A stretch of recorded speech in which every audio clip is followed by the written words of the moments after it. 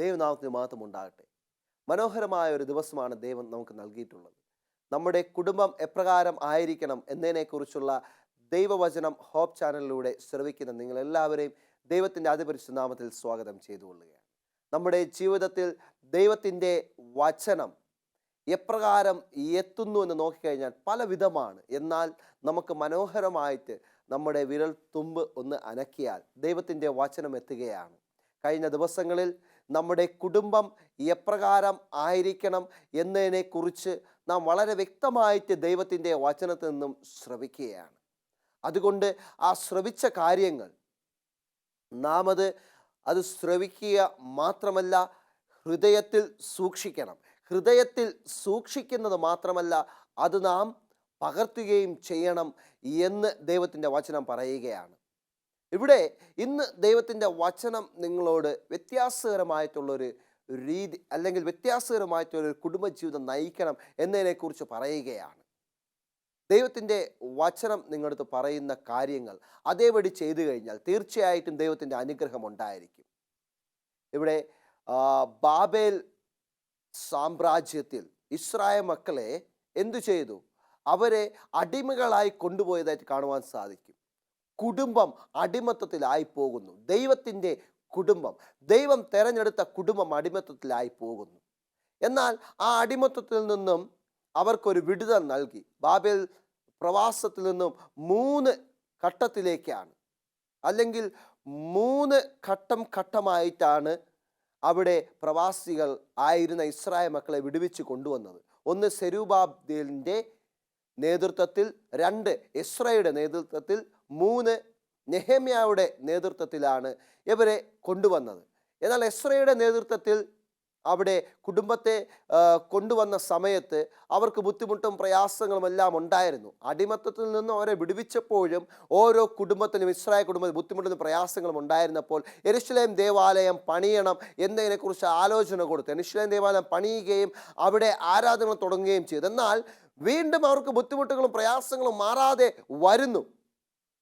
അങ്ങനെ വന്നപ്പോൾ നെഹെമ്യയുടെ നേതൃത്വത്തിൽ യഹോവ നെഹെമ്യയോട് പറഞ്ഞത്, യെരൂശലേം ദേവാലയം പണിതൊക്കെ ശരി തന്നെ, യെരൂശലേമിൻ്റെ മതിലുകൾ പണിയണം, മതിലുകൾ പണിഞ്ഞ് വാതിൽ ഇടണം. ഇന്നും ഓരോ കുടുംബത്തിലും ദൈവം എന്ന് പറയുകയാണ്, നിങ്ങൾ മതിലുകൾ പണിഞ്ഞ് വാതിൽ ഇടണം. നാം നമ്മുടെ ഭവനത്തിൽ ആത്മീയ അന്തരീക്ഷത്തിൻ്റെ യെരൂശലേം ദേവാലയം പണിത് കഴിഞ്ഞു എന്ന് ഞാൻ പൂർണ്ണമായിട്ടും വിശ്വസിക്കുന്നു. കഴിഞ്ഞ ദിവസങ്ങളിൽ നമ്മുടെ ഭവനത്തിൽ പ്രാർത്ഥനയും യാഗപീഠവും എല്ലാം വേണമെന്ന് നാം മനസ്സിലായി. അത് നാം പണിത് കഴിഞ്ഞു എന്ന് പൂർണ്ണമായിട്ടും ഞാൻ വിശ്വസിക്കുന്നു. എന്നാൽ അനുഗ്രഹം നമ്മളെ വിട്ട് പോകാതിരിപ്പാൻ നമുക്കെപ്പോഴും ദൈവത്തിൻ്റെ സംരക്ഷണത്തിന് വേണ്ടി നാം മതിൽ പണിയണം, നമ്മൾ അതിൻ്റെ കഥകൾ ഇടണം. അപ്രകാരമുള്ള കഥ നമ്മുടെ ജീവിതത്തിലുണ്ടോ? ഇവിടെ മതിൽ പണിഞ്ഞ് 10 പ്രധാനപ്പെട്ട യെരൂശലേമിൻ്റെ കഥകൾ ഇടാൻ പറയുകയാണ്. അതിലെ 5 നമ്മൾ ഇന്ന് നോക്കുന്നു. സഭയെ പരിധി കാരണം 5 നാം നോക്കുകയാണ്. അതിൽ നാം നോക്കുമ്പോൾ എന്തിനാണ് നാം മതിൽ പണിയുന്നത്? എന്തിനാണ് നാം മതിൽ പണിയുന്നത്? ഇവിടെ മനോഹരമായിട്ടുള്ള ഒരു വീട് പണിയുകയാണ്. വീട് പണിഞ്ഞതിന് ശേഷം മതിലില്ലാതിരുന്നു കഴിഞ്ഞാൽ, നമ്മൾ റോഡ് സൈഡിലാണ് വീട് പണിയുന്നത്. ചിലപ്പോൾ മഴ പെയ്യുമ്പോൾ ചെളിവെള്ളം റോഡ് സൈഡിൽ ഉണ്ടായിരിക്കും. വണ്ടി പോകുമ്പോൾ ആ ചെളിവെള്ളം തെറിച്ച് വിലപിടിപ്പുള്ള പെയിൻറ്റുകൾ അടിച്ച വീടിൽ അത് വൃത്തികേടാക്കുകയാണെങ്കിൽ മൃഗങ്ങൾ അകത്തോട്ട് കയറി വരുന്നു, പൊടിയടിക്കുന്നു. അപ്പോൾ എന്താണ്? ഒരു മതിൽ എപ്പോഴും ഉണ്ടായിരിക്കണം. മതിൽ മാത്രം പോരാ, എന്താണ്? വാതിലും ഉണ്ടായിരിക്കണം. നമ്മുടെ പ്രാർത്ഥനാ ജീവിതത്തിൽ, ആത്മീയ ജീവിതത്തിൽ അപ്രകാരമുള്ള ഒരു മതിലുണ്ടായിരിക്കണം. മറ്റ് ബുദ്ധിമുട്ടുകളും പ്രയാസങ്ങളും വ്യാധികളും പൈശാചിക പോരാട്ടങ്ങളും വരാതെ ആ മതിൽ പണിയണം. മതിൽ പണിഞ്ഞാൽ മാത്രം പോരാ, അതിലൂടെ സഞ്ചരിക്കുവാൻ 10 വാതിലും പണിയണം ആത്മീയമായിട്ട്. അതിലെ ആദ്യത്തെ 5 വാതിലുകളാണ് നാം കാണുവാൻ പോകുന്നത്. ഒന്നാമത്തെ വാതിൽ എന്ന് പറയുന്നത് ആട്ടുവാതിൽ, രണ്ടാമത്തെ വാതിൽ എന്ന് പറയുന്നത് മീൻ വാതിൽ, മൂന്നാമത്തെ വാതിൽ എന്ന് പറയുന്നത് പഴയ വാതിൽ, നാലാമത്തെ വാതിൽ എന്ന് പറയുന്നത് താഴ്വര വാതിൽ, അഞ്ചാമത്തെ വാതിൽ എന്ന് നാം കാണുന്നത് കുപ്പവാതിൽ. ഈ 5 വാതിലുകളാണ് നാം കാണുവാൻ പോകുന്നത്. നെഹെമ്യയുടെ പ്രവചനം 3-ാം അധ്യായം അതിൻ്റെ 1 മുതൽ 14 വരെയുള്ള വാക്യങ്ങൾ വായിക്കുമ്പോൾ ഈ 5 വാതിലിനെ കുറിച്ച് നമുക്ക് കാണുവാൻ സാധിക്കും. ബാക്കിയുള്ള 5 വാതിൽ നാം നമ്മുടെ പ്രസംഗത്തിൽ അല്ലെങ്കിൽ അടുത്ത പ്രസംഗം നമുക്ക് ശ്രവിക്കാം, അല്ലെങ്കിൽ നമുക്ക് ഗ്രഹിക്കാം. 1-ാമത്തെ വാതിൽ ആട്ടുവാതിൽ. ഇന്ന് നമ്മുടെ പ്രാർത്ഥനാ ജീവിതത്തിൽ നാം ആട്ടുവാതിലുണ്ടോ? നമ്മുടെ ഭവനത്തിൽ ആട്ടുവാതിലുണ്ട്. എന്താണ് ആട്ടുവാതിൽ? യെരൂശലേം ദേവാലയത്തിന്റെ ആട്ടുവാതിൽ എന്ന് പറയുന്നത്, അവിടെ ഒരു യാഗം അർപ്പിക്കുവാൻ പോകുമ്പോൾ യാഗമൃഗത്തിനെ ഈ ആട്ടുവാതിലൂടെയാണ് കടക്കേണ്ടത്. ഇന്ന് നാം പ്രാർത്ഥിക്കുവാനിരിക്കുമ്പോൾ അപ്രകാരമുള്ള ഒരു ആട്ടുവാതിലൂടെ കടന്നാണോ നാം പ്രാർത്ഥിക്കുവാനിരിക്കുന്നത്? കർത്താവായ യേശു ക്രിസ്തുവാകുന്ന നിഷ്കളങ്കനായ യാഗം നമ്മുടെ ജീവിതത്തിൽ വന്നു കഴിഞ്ഞിരിക്കുകയാണ്. നാം പ്രാർത്ഥിക്കാതിരിക്കുമ്പോൾ ആ ഒരു മനോഭാവത്തോടു കൂടെ ഉണ്ടെങ്കിൽ തീർച്ചയായിട്ടും നമ്മൾ ആട്ടുവാതിൽ നമ്മുടെ ജീവിതത്തിൽ പണിയുന്നു. നാം എന്തു തന്നെ പ്രാർത്ഥിച്ചിരുന്നാലും നമ്മുടെ ഓരോ ആഗ്രഹങ്ങൾക്ക് വേണ്ടി പ്രാർത്ഥിക്കുന്നു, നമ്മുടെ ഓരോ ആവശ്യങ്ങൾക്ക് വേണ്ടി പ്രാർത്ഥിക്കുന്നു, രോഗസൗഖ്യത്തിന് വേണ്ടി പ്രാർത്ഥിക്കുന്നു, സാമ്പത്തിക ക്ലേശങ്ങൾക്ക് വേണ്ടി പ്രാർത്ഥിക്കുന്നു. എല്ലാ പ്രാർത്ഥനയിലും കർത്താവായ യേശു ക്രിസ്തു ആകുന്ന ആ യാഗമൃഗം നമുക്ക് വേണ്ടി യാഗമായി കഴിഞ്ഞു എന്ന ചിന്തയോടുകൂടി നിങ്ങൾ പ്രാർത്ഥിക്കുകയാണെങ്കിൽ തീർച്ചയായിട്ടും നമ്മളുടെ ജീവിതത്തിൽ ആട്ടുവാതിൽ നമ്മൾ പണിയുകയാണ്. ആമേൻ. എന്നെ കേൾക്കുന്ന ദൈവത്തിൻ്റെ ജനമേ, നാം പ്രാർത്ഥിക്കുമ്പോൾ ചിന്തയോടുകൂടെ പ്രാർത്ഥിക്കുക. മതിലുകൾ പണിയുക, ആട്ടുവാതിൽ പണിയുക. കർത്താവായ യേശു ക്രിസ്തു നമുക്ക് വേണ്ടി യാഗമായി തീർന്നു. അതുകൊണ്ട് ദിനംപ്രതി ഞാൻ എന്തെങ്കിലും പാപം ചെയ്തു പോയിട്ടുണ്ടെങ്കിൽ ആ ആട്ടുവാതിലൂടെ കടന്ന് കർത്താവായ യേശു ക്രിസ്തുവിൻ്റെ ക്രൂശി മരണത്തെ ഞാൻ ഓർത്തുകൊണ്ട് ഞാൻ ദിനംപ്രതി മാനസാന്തരത്തോടുകൂടി ഞാനും എൻ്റെ കുടുംബവും മുന്നോട്ട് നയിക്കുന്നുണ്ടോ എന്ന ചിന്തയോടുകൂടിയുള്ള ആട്ടുവാതിൽ ആത്മീയമായിട്ട് നിങ്ങൾ പണിയേണ്ട ആവശ്യമുണ്ട്. അപ്രകാരം പണിയുമ്പോൾ ദൈവത്തിൻ്റെ അനുഗ്രഹം നമ്മുടെ ജീവിതത്തിൽ ഉണ്ടായിരിക്കും. അപ്രകാരമുള്ള ഒരു ആട്ടുവാതിൽ നമ്മുടെ ജീവിതത്തിൽ ഇല്ല എങ്കിൽ തീർച്ചയായിട്ടും നമുക്ക് പ്രശ്നങ്ങളും പ്രയാസങ്ങളും ബുദ്ധിമുട്ടുകളും വേദനകളും ഉണ്ടാകുന്നു എന്ന് വളരെ വ്യക്തമായിട്ട് പറയുന്നു. പാപബോധം നമുക്ക് എപ്പോഴും ഉണ്ടായിരിക്കണം. 2-ാമത്തെ വാതിൽ എന്താണ് നമ്മളെ സൂചിപ്പിക്കുന്നത്? മീൻ വാതിൽ. എന്താണ് മീൻ വാതിൽ? അവിടെ അന്ന് ഇസ്രായേൽ മക്കൾക്ക് മീൻ പിടുത്തക്കാരുണ്ടായിരുന്നു. മീൻ പിടുത്തക്കാർ അവർ വരുന്നത് ഈ മീൻ വാതിലിലൂടെ ആയിരിക്കണം. വ്യാപാരം ചെയ്യുന്നതായിരുന്നാലും എന്തു തന്നെയായിരുന്നാലും ഈ മീൻ വാതിലിലൂടെ ആയിരിക്കണം അവർ കൊണ്ടുവരുന്നത്. അവരുടെ മീനുകളെ കൊണ്ടുവരുന്നത് എന്താണ്? ഭക്ഷിക്കുവാൻ കഴിയുന്ന കാര്യങ്ങൾ മാത്രമേ ഈ വാതിലിലൂടെ അവർക്ക് കൊണ്ടുവരാൻ സാധിക്കത്തുള്ളൂ.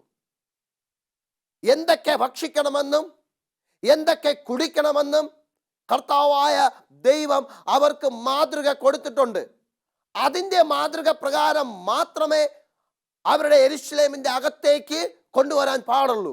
നമ്മുടെ ഭവനത്തിൽ, നമ്മുടെ കുടുംബത്തിൽ ഒരു മീൻ വാതിൽ ഉണ്ടായിരിക്കണം. കഴിഞ്ഞ പ്രസംഗത്തിൽ നാം പഠിച്ചതുപോലെ എന്ത് തിന്നാലും എന്ത് കുടിച്ചാലും എന്തു തന്നെ ചെയ്താലും ദൈവനാമമഹത്വത്തിനായി ചെയ്യുവിൻ എന്ന ചിന്തയോടുകൂടിയുള്ള മീൻ വാതിൽ നമ്മുടെ ഭവനത്തിൽ ആത്മീയമായി നമ്മൾ പണിതിട്ടുണ്ടെങ്കിൽ തീർച്ചയായിട്ടും ദൈവത്തിൻ്റെ അനുഗ്രഹം നമ്മുടെ കുടുംബത്തിൽ ഉണ്ടായിരിക്കും. ആമേൻ. അപ്രകാരമുള്ള മീൻ വാതിൽ ഉണ്ടായിരിക്കണം. നാം എന്ത് തിന്നണം, എന്ത് കുടിക്കണമെന്ന് വളരെ വ്യക്തമായിട്ട് ആവർത്തനത്തിൻ പുസ്തകം നമ്മളെ പഠിപ്പിക്കുകയാണ്. അത് പഠിപ്പിക്കുമ്പോൾ നാം പലപ്പോഴും എന്ത് തിന്നണം, എന്ത് കുടിക്കണമെന്നും മാറിപ്പോകുന്നു. യഹൂദന്മാരുടെ ജീവിതത്തിൽ നോക്കുമ്പോൾ അവർ അടുക്കള വളരെ വൃത്തിയായിട്ട് സൂക്ഷിച്ചു. അടുക്കളയിൽ അവർ വളരെ വൃത്തിയായി സൂക്ഷിക്കുന്നത് ദൈവം പറഞ്ഞിട്ടുള്ള ആഹാരം മാത്രമേ അവിടെ പാചകം ചെയ്തിരുന്നുള്ളൂ.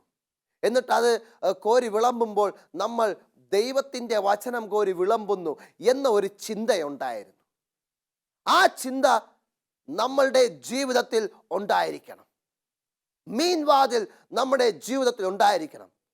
നാം എന്ത് പ്രവർത്തിക്കുന്നു, നാം എന്ത് ചിന്തിക്കുന്നു, അതുപോലെ തന്നെ നാം എന്ത് തിന്നാലും കുടിച്ചാലും യഹോവ പറഞ്ഞ പ്രകാരമാണോ നാം ഭക്ഷിക്കുകയും പാനം ചെയ്യുകയും ചെയ്യണം എന്ന ഒരു ചിന്തയോടുകൂടിയുള്ള മീൻ വാതിൽ നമ്മുടെ ജീവിതത്തിൽ ഉണ്ടായിരിക്കണം. അത് തന്നെയാണ് പറയുന്നത്. ആദ്യം ആട്ടുവാതിലുണ്ടായിരിക്കണം. നാം എന്ത് ചെയ്തിരുന്നാലും ആദ്യം പാപബോധം ഉണ്ടായിരിക്കണം. ഓരോ ഇസ്രായേൽ മക്കളും ആ ആട്ടുവാതിലൂടെ ദിനം പ്രതി അവർ എന്തെങ്കിലും പാപം ചെയ്തിട്ടുണ്ടെങ്കിൽ അവർ യാഗമൃഗവുമായിട്ട് കടക്കും. അതുപോലെ നമ്മളുടെ ഭവനത്തിൽ എപ്പോഴും ഓരോ പ്രാർത്ഥനയെ മുൻപിൽ ആട്ടുവാതിലൂടെ നമ്മൾ കടക്കേണ്ട ആവശ്യമുണ്ട്. നാം എന്തെങ്കിലും പാപം ചെയ്തു പോയിട്ടുണ്ടെങ്കിൽ അത് ക്ഷമിക്കുവാൻ ദിനം പ്രതി ആട്ടുവാതിൽ നമ്മുടെ ഭവനത്തിൽ ആത്മീയമായിട്ട് പണിതിരിക്കണം. അത് കുടുംബസ്ഥന് മാത്രമല്ല, കുടുംബത്തിലുള്ള ഓരോ വ്യക്തികൾക്കും, അത് ഭാര്യയ്ക്കും ഭർത്താവിനും മക്കൾക്കും ബാധ്യതയാണ്. പിന്നെ മീൻ വാതിൽ, നമ്മുടെ ഭവനത്തിനുള്ളിൽ കൊണ്ടുവരുന്ന ആഹാരങ്ങൾ, വസ്ത്രം, നമ്മുടെ ജീവിതശൈലി, ചിന്ത, പ്രവൃത്തി എല്ലാം നാം എപ്പോഴും ചിന്തിക്കണം. മീൻ വാതിലൂടെ കടക്കുമ്പോൾ ദൈവമാണ് ആ വാതിൽ നമ്മളെ വെക്കുവാൻ പറഞ്ഞത്. അതിൻ പ്രകാരം ദൈവ ഇഷ്ടപ്രകാരമുള്ള കാര്യങ്ങളാണോ നമ്മുടെ വീടിനകത്തേക്ക് കടക്കുന്നതെന്ന് ചിന്തിക്കേണ്ട ആവശ്യമുണ്ട്. ആമേൻ. ഇനി മൂന്നാമത്തെ വാതിൽ പോയാണ് പഴയ വാതിൽ. എന്താണ് പഴയ വാതിൽ? പഴയ വാതിൽ എന്താണ് സൂചിപ്പിക്കുന്നത്? പഴയ വാതിൽ കുറെ പഴയ അപ്പന്മാർ അവിടെ ഉണ്ടായിരിക്കും. അവിടെ ഉണ്ടായിരുന്നിട്ട് അവരെന്ത് ചെയ്യും? പഴയ കാലഘട്ടങ്ങളിൽ ദൈവത്തെ പഴയ വ്യക്തികൾ എപ്രകാരം അവർ വിശ്വസിച്ചിരുന്നു എന്നും ദൈവം അവരെ എപ്രകാരം വഴി നടത്തുന്നു എന്നും പഴയ വാതിലൂടെ കടക്കുന്നവർക്ക് പറഞ്ഞ് മനസ്സിലാക്കുവാൻ അതിൻ്റെ ആൾക്കാർ അവിടെ ഉണ്ടായിരുന്നു.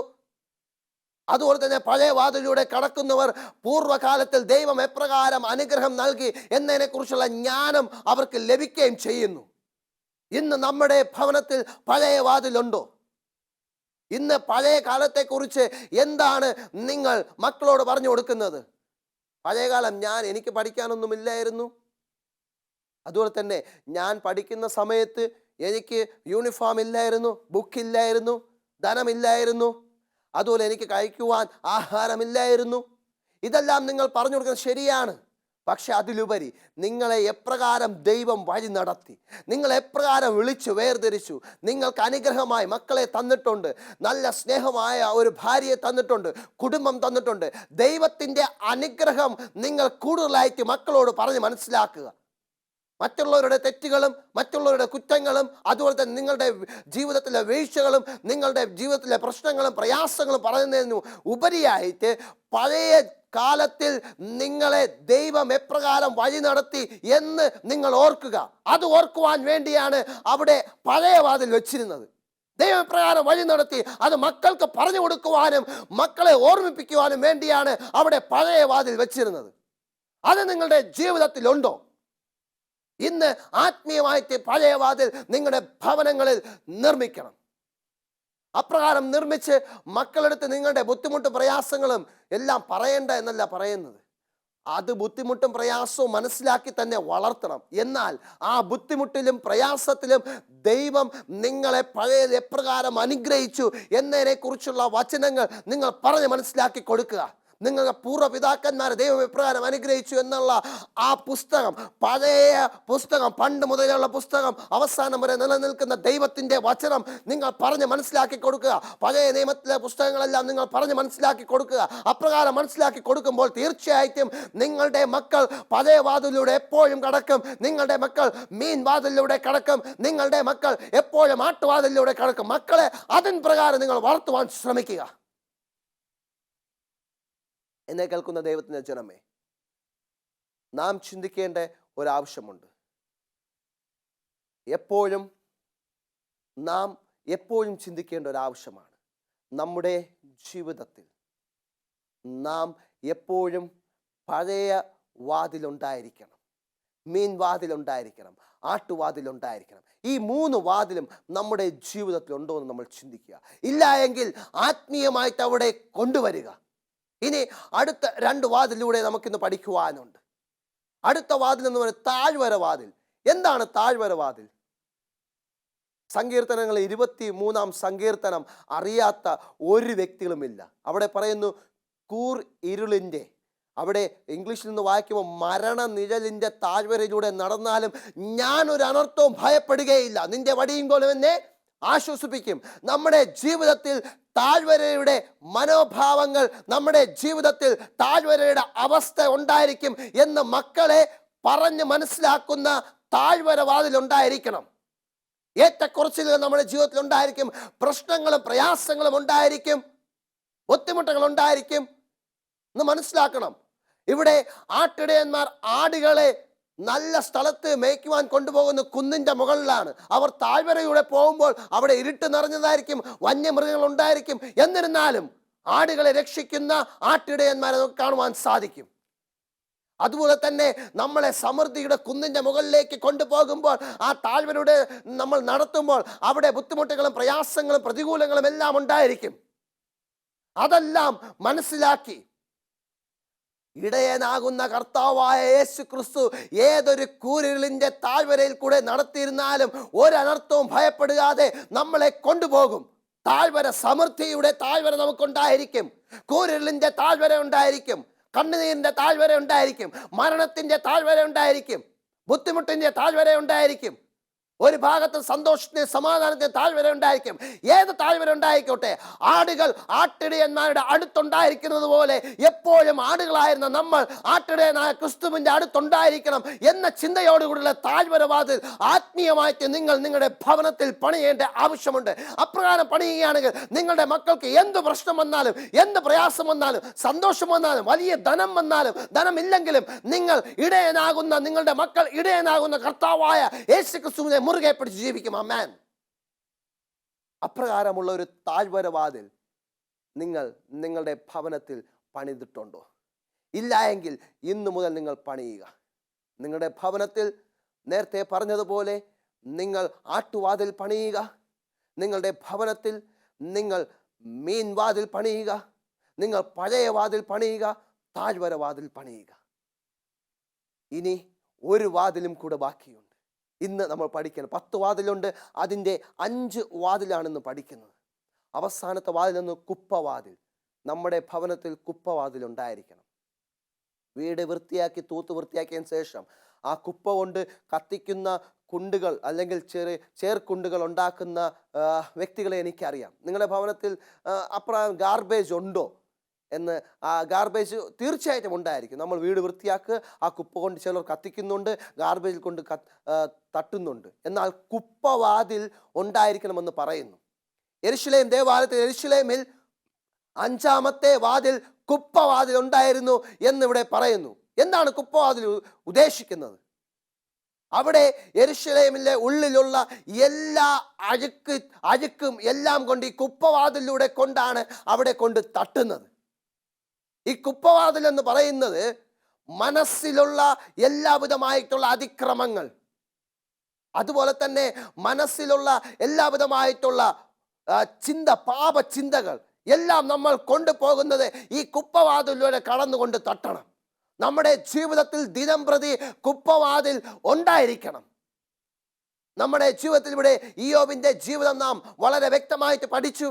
ഇയ്യോബിന്റെ ജീവിതത്തിൽ അവരുടെ ഇയ്യോബിന്റെ മക്കൾ എന്തെങ്കിലും തെറ്റ് ചെയ്ത് പോയിട്ടുണ്ടോ എന്ന് നോക്കി അവർക്ക് വേണ്ടി അവരെ ശുദ്ധീകരിക്കുവാൻ അവരുടെ കുപ്പയാകുന്ന വാക്കുകളോ പ്രവൃത്തിയോ എന്തെങ്കിലും ഉണ്ടെങ്കിൽ അത് മാറുവാൻ വേണ്ടി അവർക്കൊരു യാഗം അർപ്പിക്കുന്ന ഇയ്യോബിനെ കാണുവാൻ സാധിക്കും. ഇന്ന് നമ്മുടെ ഭവനങ്ങളിലും ഓരോ ദിവസം കുപ്പവാതിൽ വെക്കണം. കുപ്പവാതിലൂടെ നിങ്ങളെ ഭാര്യ, അതുപോലെ തന്നെ ഭർത്താവ്, മക്കളും സഞ്ചരിക്കണം. എന്തെങ്കിലും തെറ്റുകളോ കുറ്റമോ ദൈവത്തിനെതിരായി ചെയ്തിട്ടുണ്ടെങ്കിൽ അത് അവിടെ വെച്ച് തിരുത്തി മാനസാന്തരപ്പെട്ട് ആട്ടുവാതിലൂടെ കടന്ന്, മീൻ വാതിലൂടെ കടന്ന്, പഴയ വാതിലൂടെ കടന്ന് താഴ്വര വാതിൽ കൂടെ കടക്കേണ്ട ആവശ്യമുണ്ട്. ആമേൻ. ഇപ്രകാരം നിങ്ങളുടെ ജീവിതത്തിൽ ഇപ്രകാരമുള്ള വാതിലുകൾ വ്യക്തമായിട്ട് നിങ്ങളുടെ ജീവിതത്തിൽ ഉണ്ടായിരിക്കണം. എന്നെ കേൾക്കുന്ന ദൈവത്തിൻ്റെ ജനമേ, നമ്മുടെ ഭവനത്തിൽ മതിലുകൾ പണിയുക. മതിൽ ആത്മീയ അന്തരീക്ഷം പ്രാർത്ഥനയോട് പണിയുമ്പോൾ ഈ വാതിലുകളും ഉണ്ടായിരിക്കണം. അല്ലെങ്കിൽ അകത്തോട്ടും പുറത്തോട്ടും പോകുവാൻ നമുക്ക് കഴിയില്ല. 10 വാതിലിൻ്റെ 5 വാതിൽ നമ്മൾ പഠിച്ചു. ആട്ടുവാതിൽ എപ്പോഴും നമ്മുടെ ജീവിതത്തിൽ ഉണ്ടായിരിക്കണം. നാം എപ്പോഴും കർത്താവായ യേശു ക്രിസ്തു നമുക്ക് വേണ്ടി യാഗമായി തീർന്നത് ഓർത്തുകൊണ്ട് ഞാൻ എന്തെങ്കിലും തെറ്റ് ചെയ്തു പോയിട്ടുണ്ടെങ്കിൽ ദൈവമേ എന്നോട് ക്ഷമിക്കണമേ എന്ന ഒരു ചിന്തയാകുവാൻ, നമ്മളെ തന്നെ ദൈവത്തിൻ്റെ മുൻപാകെ വെച്ച് നമുക്ക് എന്തെങ്കിലും പാപമുണ്ടെങ്കിൽ അത് മാറ്റുവാനുള്ള ആട്ടുവാതിലൂടെ നമ്മൾ ദിനം പ്രതി കടക്കണം. നമ്മളെ കുടുംബത്തെ ദിനം പ്രതി കടക്കണം. മീൻ വാതിൽ വയ്ക്കണം. ഞാൻ എന്ത് കഴിക്കണം, എന്ത് കുടിക്കണം, എന്ത് ഉടുക്കണം, ഞാൻ എപ്രകാരം ജീവിക്കണം എന്നതിനെക്കുറിച്ച് ശോധന ചെയ്യുവാനാണ് മീൻ വാതിൽ വെച്ചിട്ടുള്ളത്. അത് എനിക്ക് മാത്രമല്ല, എൻ്റെ ഭാര്യ, എൻ്റെ മക്കൾ എപ്രകാരമായിരിക്കണം. മക്കൾക്ക് വസ്ത്രങ്ങൾ വാങ്ങിക്കൊടുക്കുമ്പോൾ അത് മക്കളുടെ ഇഷ്ടപ്രകാരമോ നിങ്ങളുടെ ഇഷ്ടപ്രകാരമോ അല്ലെങ്കിൽ ലോകത്തിലുള്ള ഇപ്പോഴത്തെ ഫാഷനോ അല്ല. ദൈവം മാന്യമായിട്ട് വസ്ത്രം അണിയുവാൻ പറയുന്നു. ദൈവത്തിൻ്റെ ഇഷ്ടപ്രകാരം ആണോ വസ്ത്രങ്ങൾ വാങ്ങിക്കൊടുക്കുന്ന, അവരുടെ ജീവിതം മുന്നോട്ട് നയിക്കുന്നത്, അവരെ നടത്തുന്നത് എന്ന് ശോധന ചെയ്യുവാനുള്ള മീൻ വാതിൽ ആത്മീയ അന്തരീക്ഷമായിട്ട് നിങ്ങൾ അവിടെ ഉണ്ടായിരിക്കണം. മൂന്നാമത് പറയുന്നു പഴയ വാതിൽ. ദൈവത്തിൻ്റെ അനുഗ്രഹങ്ങളെക്കുറിച്ച് നല്ലത് മാത്രം മക്കൾക്ക് പറഞ്ഞു കൊടുക്കുക. എപ്പോഴും എനിക്ക് ബുദ്ധിമുട്ടും പ്രയാസങ്ങളും ഉണ്ടായിരുന്നു എന്ന് പറഞ്ഞു കഴിഞ്ഞാൽ മക്കൾക്ക് അത് തന്നെ ചിന്തയിലുണ്ടായിരിക്കും. അപ്പോൾ ഒരു വാശി, ആ ബുദ്ധിമുട്ട് എനിക്കും വരാൻ പാടില്ല, അതുകൊണ്ട് ഞാൻ എൻ്റെ ഈ ലോകത്തിലുള്ള ധനം സമ്പാദിക്കുന്ന ചിന്ത വരും. മറിച്ച് എല്ലാ ബുദ്ധിമുട്ടും പ്രയാസങ്ങളും ഉണ്ടായിരുന്നപ്പോൾ ദൈവം എന്നെ വഴി നടത്തി എന്ന പഴയ കാല ചരിത്രം, അനുഗ്രഹം നിങ്ങൾക്ക് മക്കളോട് പറയുകയാണെങ്കിൽ തീർച്ചയായിട്ടും മക്കൾക്ക് ആ അനുഗ്രഹത്തിൻ്റെ രീതിയിലൂടെ സഞ്ചരിക്കുവാനും പഴയ വാതിൽ ദിനം പ്രതി നിങ്ങളുടെ തലമുറ വരെ അവിടെ കൊണ്ടുവയ്ക്കുവാനും സാധിക്കും. അതുപോലെ തന്നെ നിങ്ങൾ ചിന്തിക്കേണ്ട ഒരാവശ്യമെന്ന് പറയുന്നത് താഴ്വര വാതിൽ ഉണ്ടായിരിക്കണം. ഏറ്റക്കുറച്ചിലുകൾ ഉണ്ടായിരിക്കും, സന്തോഷമുണ്ടായിരിക്കും, സന്തോഷമില്ലാത്ത അവസ്ഥയായിരിക്കും, സമാധാനമുണ്ടായിരിക്കും, സമാധാനമില്ലാത്ത അവസ്ഥയായിരിക്കും, സംതൃപ്തി ഉണ്ടായിരിക്കും, സംതൃപ്തി ഇല്ലാത്ത അവസ്ഥയായിരിക്കും, സൗഖ്യമാകുന്ന നല്ല ആരോഗ്യകരമായിട്ട് ജീവിതമായിരിക്കും, രോഗത്തിൻ്റെ ജീവിതം. എന്തു തന്നെ ആയിരുന്നാലും ആടുകൾ ഇടയന്മാരെ ചുറ്റി നിൽക്കുന്നത് പോലെ ആടുകളാകുന്ന നമ്മൾ കർത്താവായ യേശു ക്രിസ്തുവാൻ ഇടയനെ മുറുകെ പിടിച്ച് ജീവിക്കണം എന്ന ചിന്തയോട് താഴ്വര വാതിൽ പണിയണം. അവസാനം കുപ്പവാതിൽ പണിയണം. നമ്മുടെ എല്ലാ തെറ്റുകളും കൊണ്ട് കളയുവാൻ ഒരുമിച്ചിരുന്ന് പ്രാർത്ഥിച്ച് കരഞ്ഞ് പ്രാർത്ഥിക്കുന്ന കുപ്പവാതിൽ പണിയണം. ഇത് മാസത്തിലൊരിക്കൽ, വർഷത്തിലൊരിക്കലല്ല, ദിനം പ്രതി ഇപ്രകാരമുള്ള വാതിൽ നിങ്ങൾ വാതിലൂടെ കടക്കേണ്ട ആവശ്യം. ഏത് വാതിൽ നിങ്ങൾ കടക്കണം? ഏത് വാതിലാണ് ഞാനിന്ന് കടക്കേണ്ടത്? ഈ 5 വാതിലിൽ ഏതെങ്കിലും ഒരു വാതിലിൽ ഞാൻ ഇന്ന് കടക്കണമെന്നുണ്ടെങ്കിൽ ഇന്ന് കടക്കുക. 5 വാതിലിൽ നിങ്ങൾക്ക് കടക്കേണ്ട ആവശ്യമുണ്ടെങ്കിൽ ഇന്ന് കടക്കുക. അപ്രകാരം കടക്കുകയാണെങ്കിൽ ആത്മീയമായിട്ട് നിങ്ങളുടെ ജീവിതത്തിൽ അനുഗ്രഹം ഉണ്ടായിരിക്കും. നിങ്ങളുടെ കുടുംബം നല്ല രീതിയിൽ വഴി നടത്തുകയും ചെയ്യും. എന്നെ കേൾക്കുന്ന ദൈവത്തിൻ്റെ ജനമേ, അപ്രകാരമുള്ളൊരു ജീവിതം നയിക്കുവാൻ വേണ്ടിയാണ് ദൈവം നിങ്ങളോട് ആഹ്വാനം ചെയ്യുന്നത്. നെഹമ്യാ പ്രവചനത്തിലൂടെ നിങ്ങളുടെ ജീവിതത്തിൽ ഇവിടെ പറയുകയാണ്, നിങ്ങളുടെ ജീവിതത്തിൽ വാതിലുകളെ പണയുവാൻ പറയുകയാണ്. ഈ 5 വാതിലുകൾ നിങ്ങളുടെ ജീവിതത്തിൽ ഉണ്ടായിരിക്കുമ്പോൾ തീർച്ചയായിട്ടും നിങ്ങൾക്ക് അനുഗ്രഹമുണ്ടായിരിക്കും. ഇനിയുള്ള 5 വാതിലിനെ കുറിച്ച് നമുക്ക് അടുത്ത ദിവസം ചിന്തിക്കാം. ഈ 5 വാതിൽ നിങ്ങളുടെ ജീവിതത്തിൽ വളരെ വ്യക്തമായിട്ട് നിങ്ങൾ മനസ്സിലാക്കുക. നെഹമ്യാ പ്രവചനം 3-ാം അധ്യായം അതിൽ 1 മുതൽ 14 വരെയുള്ള വാക്യങ്ങളിൽ 5 വാതിലുകളുണ്ട്. അതിൻ പ്രകാരം ജീവിക്കാൻ ദൈവം നിങ്ങൾ ഓരോരുത്തരെ അനുഗ്രഹിക്കട്ടെ. നമുക്കൊരു നിമിഷം ദൈവത്തോട് പ്രാർത്ഥിക്കാം. സ്വർഗീയ നല്ല പിതാവേ, ദൈവമേ, അടിയങ്ങളുടെ ജീവിതത്തിൽ ആത്മീയ അന്തരീക്ഷത്തിലൂടെ നയിക്കുവാൻ, അടിയങ്ങൾക്ക് സംരക്ഷണം ലഭിക്കുവാൻ, അടിയങ്ങൾക്ക് ഇടിഞ്ഞുപോയ മതിലുകൾ അടിയങ്ങൾ പണിയുകയും 10 വാതിലുകൾ പണിയുകയും അതിലെ 5 വാതിലുകൾ അടിയങ്ങൾ മനസ്സിലാക്കി അതിൻ പ്രകാരം ദൈവമേ ആ വാതിലിലൂടെ ആത്മീയമായിട്ട് അടിയങ്ങൾ സഞ്ചരിക്കുവാനുള്ള അവസരം വരും. എല്ലാം യേശു ക്രിസ്തുവിൻ നാമത്തിൽ തന്നെ. ആമേൻ.